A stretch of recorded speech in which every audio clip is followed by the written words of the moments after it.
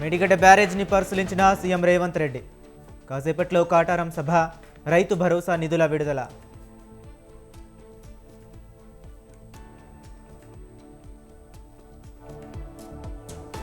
కాసేపట్లో జగిత్యాలలో బీఆర్ఎస్ సభ, కేసీఆర్ ప్రసంగంపై ఉత్కంఠ.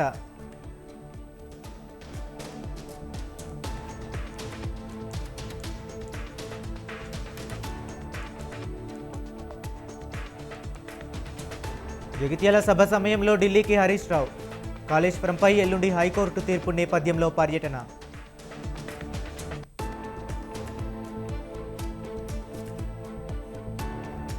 విశాఖలో భారీ అగ్ని ప్రమాదం, సోనోవిజన్ షోరూంలో మంటలు, భారీ ఆస్తి నష్టం.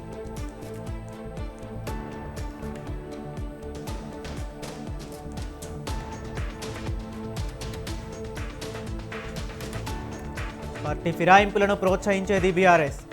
2028లో కాంగ్రెస్ నుంచే పోటీ చేస్తానన్న సంజయ్.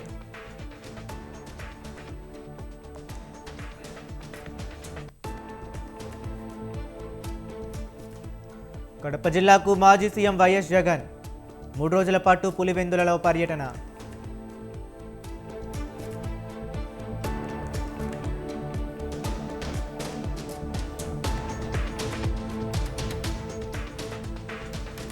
ఏపీకి రాజధాని లేకపోవడానికి చంద్రబాబే కారణం. తాత్కాలిక కట్టడాలతో కాలక్షేపం చేశారన్న అంబటి.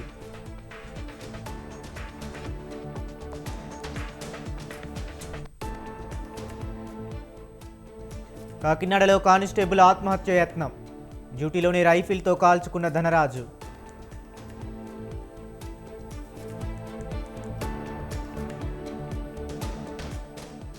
హైదరాబాద్లో పోలీసుల తనిఖీలు, 1200 కేజీల గంజాయి పట్టివేత, 2 అరెస్ట్.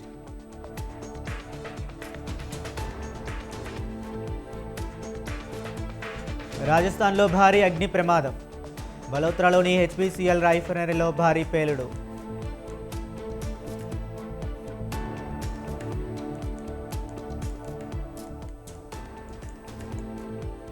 తమిళనాడులో ఏపీ సీఎం ఎన్నికల ప్రచారం, మహిళా బిల్లును వ్యతిరేకించిన పార్టీలపై ఫైర్.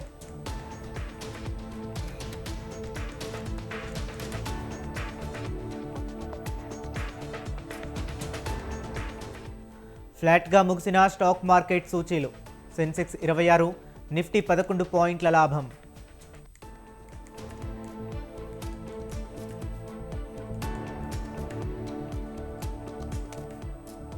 ఛత్తీస్గఢ్లో కూలిన ప్రైవేట్ జెట్, అటవీ ప్రాంతంలో చెట్టును ఢీకొనడంతో ఘటన.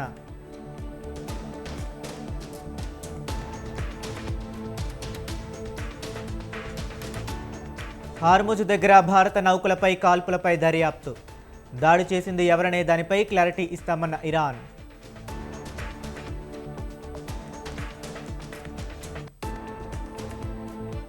ఇరాన్, అమెరికా శాంతి చర్చలకు విఘాతం, 2వ విడత చర్చలకు రావట్లేనని తేల్చి చెప్పిన ఇరాన్.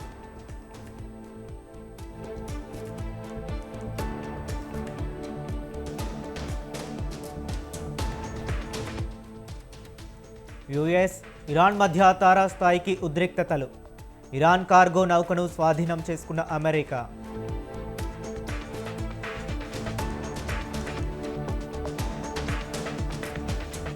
హార్ముజ్ జలసంధిలో హైటెన్షన్, అమెరికా యుద్ధ నౌకలపై ఇరాన్ డ్రోన్ల దాడి.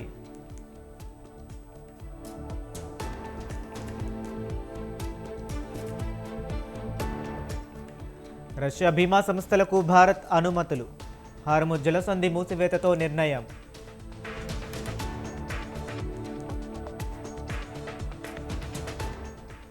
జపాన్లో భారీ భూకంపం, రిక్టర్ స్కేల్పై 7.4గా నమోదు.